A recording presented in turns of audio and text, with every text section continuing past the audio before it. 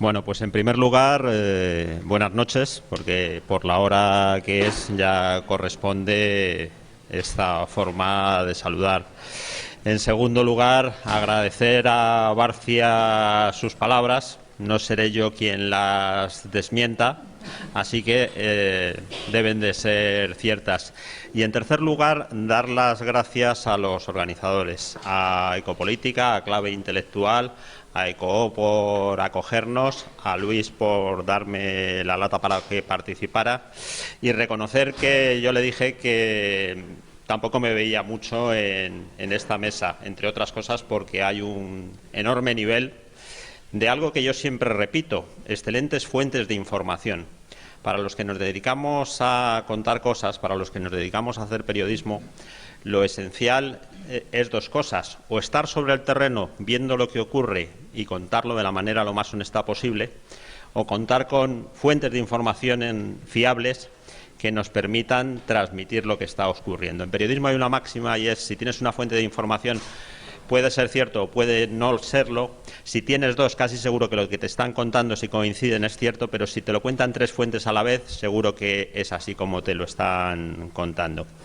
Yo soy periodista ambiental y soy un privilegiado porque trabajo en un medio que me permite hacer periodismo ambiental. He de reconocer que no siempre lo he hecho, porque dentro del periodismo muchas veces tienes que hacer otras cosas: periodismo político, periodismo autonómico, periodismo local, periodismo de sucesos, periodismo científico, que es otra de las cosas de las que presumo. Pero sí que estoy orgulloso de pertenecer a un medio que apuesta por la información científica y por la información medioambiental. Y no solamente que apuesta, sino que nos ha dejado desarrollar un proyecto algo innovador en esto del periodismo, que es un oficio ya con unos cuantos años, porque a lo largo de la historia siempre ha habido gente que ha contado a otras lo que ha ocurrido. Ahora dicen que puede desaparecer. Yo creo que no, por esa razón, porque siempre ha habido gente que ha contado a otras lo que ha ocurrido. Pero bueno, a mí me pidieron que hablara de ecologismo y periodismo. Quienes llevamos ya un tiempo dedicándonos a esto, nos gusta recordar que el periodismo ambiental en España surgió de la mano del movimiento antinuclear en la década de los 70 y que en aquellos años era un periodismo militante, combativo, casi de trinchera, por decirlo de alguna manera.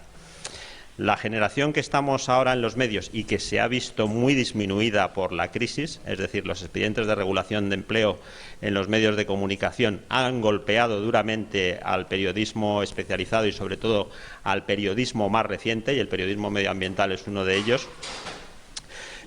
Nos gusta decir que somos más asépticos, es decir, nosotros no somos ecologistas. Tenemos nuestra sensibilidad y la plasmamos en nuestras informaciones. Pero a la hora de escribir, a la hora de grabar un vídeo o hacer una infografía o contar una historia con palabras, lo dejamos un poco aparte. Yo he militado en organizaciones ecologistas, pero lo he hecho una vez que he dejado de tener responsabilidades ambientales. Cuando he vuelto a tener responsabilidades sobre información ambiental, he vuelto a dejar esa militancia. Y el día que las deje, pues probablemente las retome.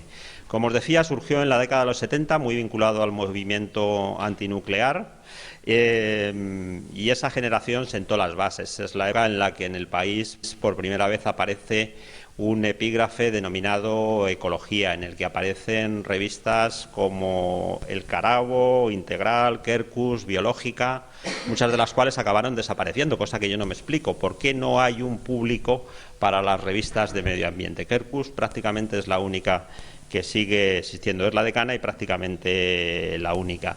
Estamos hablando de una época en la que los diarios tenían suplementos de medio ambiente, como Oxígeno de Diario 16, y estamos hablando de la época del 92, de la Conferencia de las Partes, o sea, de la Conferencia de Naciones Unidas, la Cumbre de Río, la Cumbre de la Tierra, que realmente supuso un revulsivo para todos los que nos dedicábamos a este tipo de información.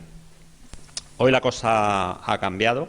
Creo que estamos en un tipo de periodismo más aséptico, ni mejor ni peor, diferente, probablemente el que corresponde en este momento.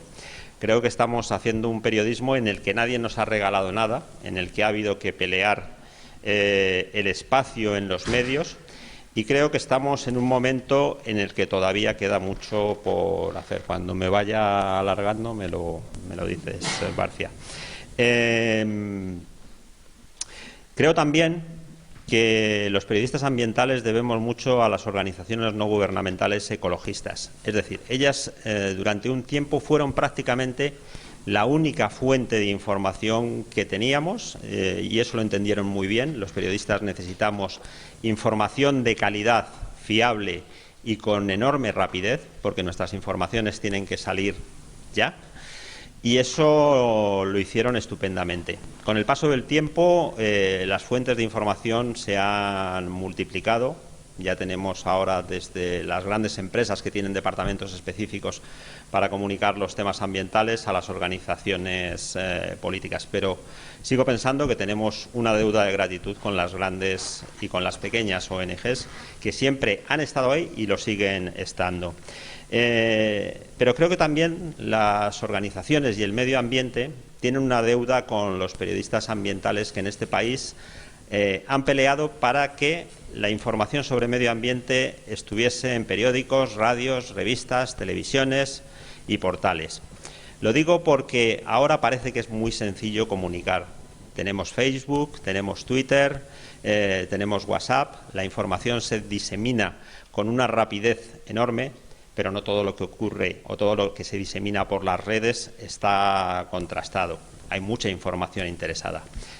Los periodistas no somos hermanitas de la caridad. En este oficio, que Gabriel García Márquez dijo es el más hermoso del mundo, te permite estar en lugares en los que de otra forma no hubieras ido nunca y conocer a gente que sabe muchísimo más que tú, premios Nobel, investigadores, científicos, políticos que repiten muchos argumentos y que al día siguiente te lo vuelven a repetir y te dan la réplica y te dan la dúplica y la tríplica. Pero te permiten conocer y crecer personalmente. Decía que hoy aparentemente es más fácil comunicar, pero creo que la sociedad tiene una deuda de gratitud con el periodismo ambiental por una razón. Antes no existían todas esas facilidades. Antes, para que las noticias ambientales, las denuncias de las ONGs llegaran a la sociedad, hacía falta periodistas que pelearan por estos temas. Y os he de reconocer que no ha sido fácil. En muchos sitios, en muchos medios, nadie quería hacerse cargo de la información ambiental. Eran muy pocos los que querían escribir de medio ambiente. Hoy en día eso está cambiando.